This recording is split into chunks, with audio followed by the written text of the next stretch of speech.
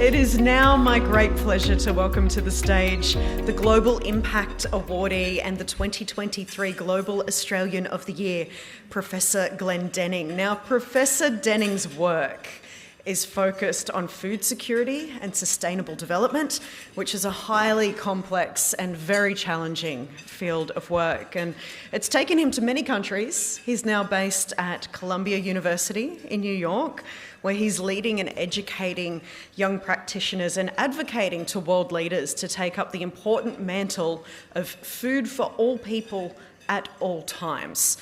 Now, tonight he's going to be sharing with us his insights about food security as a critical regional security issue for Australia. So please join me in welcoming him to the stage. Thank you, Ray, for that introduction. And very good evening to all of you here. It's really an awesome and really inspiring occasion for me to be here in such company, and even more frightening to see all those faces up on the screen there, and to have actually been in the company of so many incredibly impressive people. And I wanted to take this opportunity to thank Andrew and Johanna and Ken and all of the rest of you who have some kind of a role in this great organisation for creating this platform that allows us to sort of showcase our work to fellow Australians and our friends around the world. Now, as Ray mentioned, I'm going to speak about food security, and I'd like to sort of start off, not that any of you seem to have a problem with food security this evening, to really try to imagine a world where every person on the planet basically consumes the right quality and quantity of food to live a healthy and productive life. So this is what I call universal food security. So everybody has enough to eat for a healthy and productive life. And then on top of that, imagine that all of the food that went into that healthy diet came from sustainable food production systems and distribution systems and consumption systems. Now, the sad reality is that we are a long way from that vision of universal food security. And I'll just give you a few statistics. So for one, 735 million people in the world today, roughly 1 in 11 people go to bed hungry. And that's basically a UN definition that says they don't have enough calories, they don't have enough energy. 150 million children under the age of 5 are stunted, so that their growth is stunted in a way that's irreversible. So they'll never be able to catch up, and that affects their education, their cognitive abilities, and ultimately their income-earning abilities. Also think micronutrient deficiencies. We don't think about micronutrients. Most of the food we have, the balanced meals we have plenty of micronutrients, but more than 2 billion people on the planet, 1 in 4, have micronutrient deficiencies of one kind or another. More than 2.5 billion people are overweight, and a third of them are in the obese category. So they're over-consuming more intake than is needed for a healthy and productive life. And finally, a very surprising number, 3.2 billion people cannot afford a healthy diet, cannot afford to eat the kind of balanced diet that we'd all like to have for that healthy and productive life. So, you know, those numbers are not good. You put it all together and allowing for a few overlaps, we're actually talking about half of the world's population being not consuming a healthy diet. So that's the huge challenge that we have out there. Now, you know, rather than sort of go away completely depressed now and feel what use is there, and even feel guilty about yourselves, let me tell you now, there are some solutions. And over the past, well, in some ways over the past 4 decades, but particularly over the past 3 or 4 years, I've been really trying to make sense of all this. I've been trying to understand what would it take for us to move towards that universal food security that I talk about. And I produced a book with that same title, Universal Food Security. And I'll give you the essence of it, sort of 5 major areas where we need to invest. Okay, so number one, and some people find it surprising, involves production, because we all think, oh, there's enough food to go around, we just need to redistribute. But actually, a lot of the food that we produce is not produced in sustainable ways. And the reality is population is growing. We're going to go from 8 billion to 10 billion by 2050. And the other reality is people's diets are changing. So there's, for a lot of reasons, we have to be more productive, but we have to do that in sustainable ways. So that's number one. Number two, we actually do need to improve our market infrastructure. We need to be able to move food from where it can be produced sustainably to where it can be consumed sustainably. So that's transport infrastructure, information technology, and the like. So connecting farmers to consumers is really important. The third area is what I call post-harvest management or post-harvest stewardship. And somebody here tonight, Ronnie, I don't know if you're around here somewhere, right? She works in this area. The idea is 1/3 of the food that we produce is never consumed. That's on average. For some commodities, it's a lot more. But 1/3 of the food that we produce is never consumed. So that's a problem. But we have solutions there. A lot of behavioral types of changes that are needed. The fourth area, as I mentioned, healthy diets. So again, behavior. How do we move towards healthier diets? And the fifth area is social protection, because there's a whole lot of people who are outside of the market, who cannot fend for themselves. And for them, we need systems, new systems that ensure that they get those kinds of diets. We're not just talking about emergency types of situations, crises in different parts of the world, but even right here in Australia, finding ways to support people through safety nets so they have a well-balanced diet. So there's lots of components of this. So it's not simple, and it needs to always be done in context. The solution in Sydney is different from the solution in Malawi, is different from the solution in Vanuatu. So wherever we go, we need to look at different combinations of investments that really, really make sense. Secondly, just to be very clear, there are no silver bullets. There's no one single answer to all this. We need to sort of operate very much as a portfolio. And the thing is, nobody's really in charge. Nobody's in charge of the food system. The government's not in charge. They sometimes think they are, but they're not in charge. The private sector has a lot of influence, but they're really not in charge. So we need what I call a whole-of-government approach and a whole-of-society approach that brings in governments, private sector, third sector, universities, and of course, individuals. But most importantly, the conclusion I drew is that we need leadership. We need people who can actually really effect these changes to make them happen and to trigger the changes for the food systems transformation. So with that, and I think that's the entry point to what I really want to focus on in the next few minutes, and that is, why is food security important to Australia? Why is it important for us to understand food security? And what can Australia do, and how could it step up its efforts to really contribute solutions here in Australia, in our region, and throughout the world? Now, to that, I think there are two really overarching reasons. Number one, or justifications, let me say.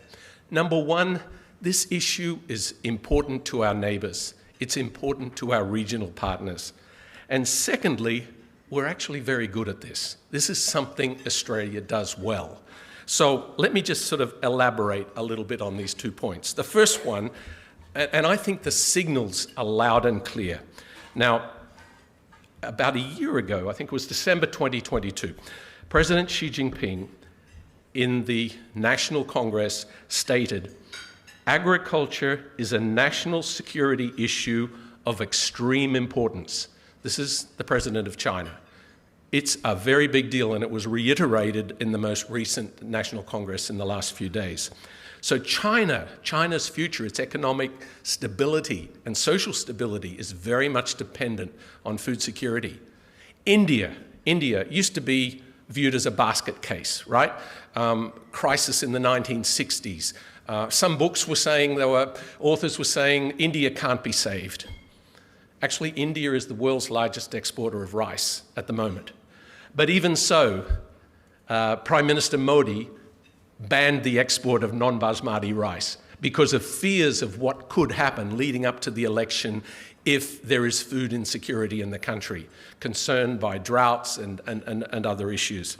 ASEAN, in its meeting in Jakarta earlier, or this last year, the ASEAN leaders had a similar point to make about how central food security is. The G20 in New Delhi a few days later really came out emphasizing the importance of agriculture and food security, particularly in times of climate change. Most of our neighbors are talking about that. The Pacific Islands in particular, they were really hit hard by COVID, and they realized how fragile their production chains, their supply chains are. And that caused all manner of concern because actually, although they import a lot of food, they are very dependent also on local production. So they're actually calling out for help. What can we do to improve food security? So, this is really a big issue in the region. I really wanted to emphasize that. Secondly, the other point is, to balance that now, is that Australia has a very impressive track record in this area. Australia has been involved in supporting and improving agriculture and food security in the region for decades. In fact, I got my start as a 22-year-old going off to Bali in Indonesia for a year under something that was called the Australian Asian Universities Cooperation Scheme. It was a great scheme that linked up Australian universities with universities in the Asia-Pacific region. And I spent a year there. I enjoyed Bali. That was great. But I also got a bit of research done. But probably most importantly, what it taught me was how difficult it was to be a farmer, to actually produce under those sorts of conditions. It really helped me understand the vagaries of climate. And this is way before climate change was even being discussed. From there, I went to the Philippines. I worked on another big Australian aid bilateral development project, building roads in Mindanao. Spent 3 years there, constructing roads, and my part of the job was how can we help farmers take advantage of this infrastructure? How can farmers generate surpluses which can reach the marketplace and improve their income? So again, a tremendous lesson about how agriculture is very much linked to rural infrastructure and rural development. After that, I worked for the International Rice Research Institute, also in the Philippines. Spent almost 20 years there. But if there was a crowning achievement and the piece that I really enjoyed the most, that was working with Cambodia. So going into Cambodia, a few years after that period of the killing fields, and helping to essentially re-establish a rice industry in the country from scratch after 1.7 million people had died. Tremendous dislocation of the country, and we went from about 2 million tons of rice to 11 million tons today. Cambodia, again, went from truly a basket case depending on overseas assistance to a level where they're actually exporting rice. They're exporting very fine, high-quality rice today. So there's more stories out there about Timor-Leste and other parts of the world. All I can say is there's lots of success stories out there, and actually Australia has been associated with many of these over a period of 4 or 5 decades, including as far away as Africa. And there is one very impressive Australian institution that has played an important role in creating these partnerships for the last 40 years. And most of you probably never heard of it, but some of you have. The Australian Centre for International Agricultural Research, supported by DFAT. It is an institution that was set up with a very important, rather unique in the world kind of approach. And that was all about partnership. And so for every project they created, there were to be benefits coming to Australia and benefits going to the neighboring country. It could be anywhere in the Asia Pacific, even in some cases extending to Africa. So it's a really a great model. So all that to say is that, we've invested a lot in these areas over the years, and we have lots of successes to draw on. But, I think we can still do a lot more.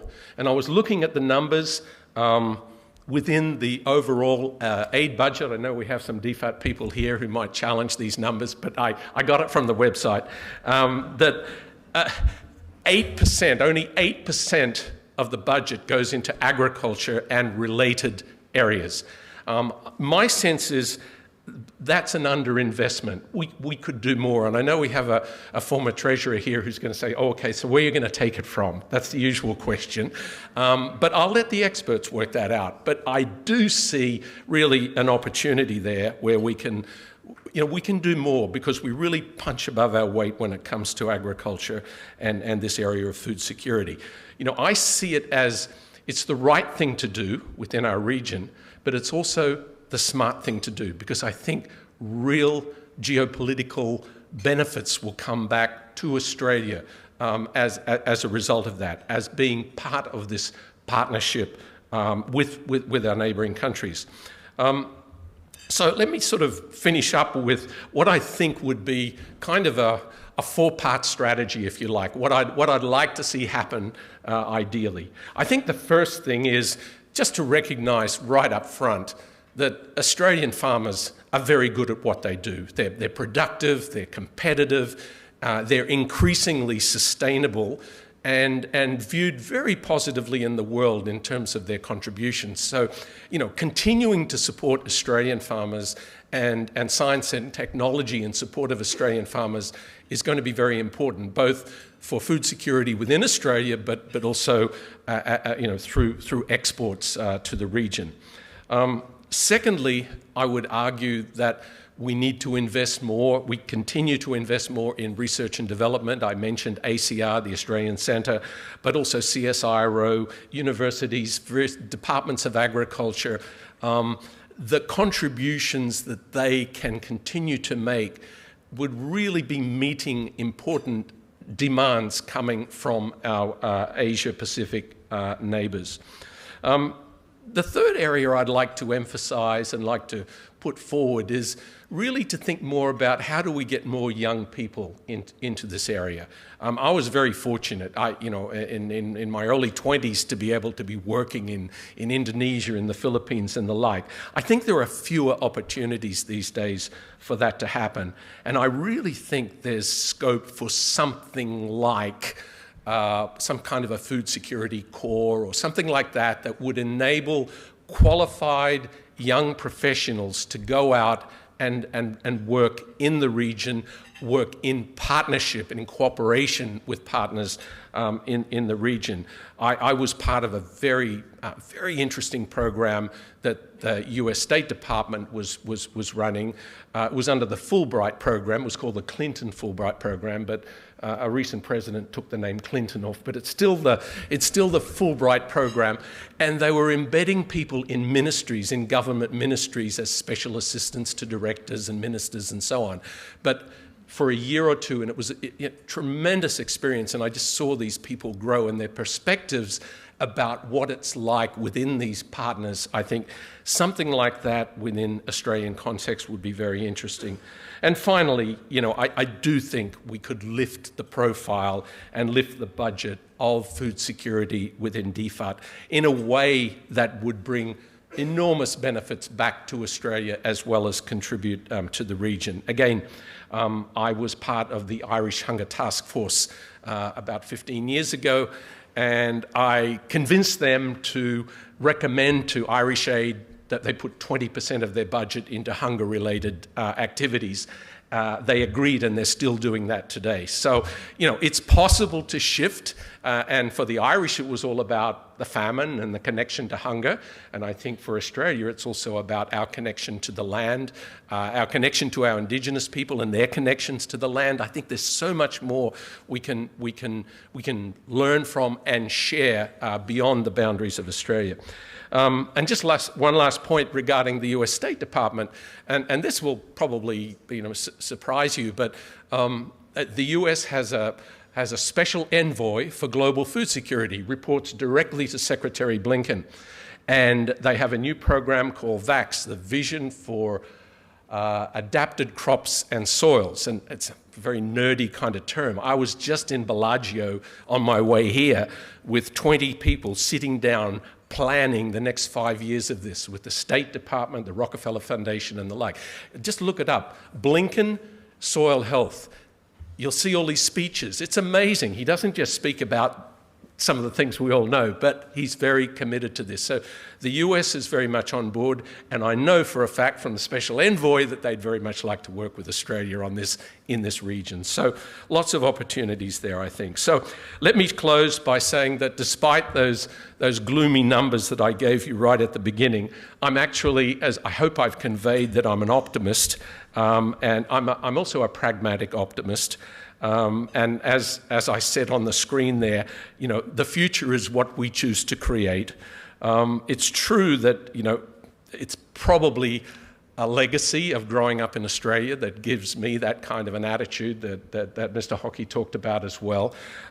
It's really a sort of a can-do attitude that most of us take with us. I think it's hard work as well, but I think also the ethos of partnership and solidarity with others that really carries us forward. So with that, let me close and thank everybody here in the room for your tremendous support, and well, have a great evening. Thank you.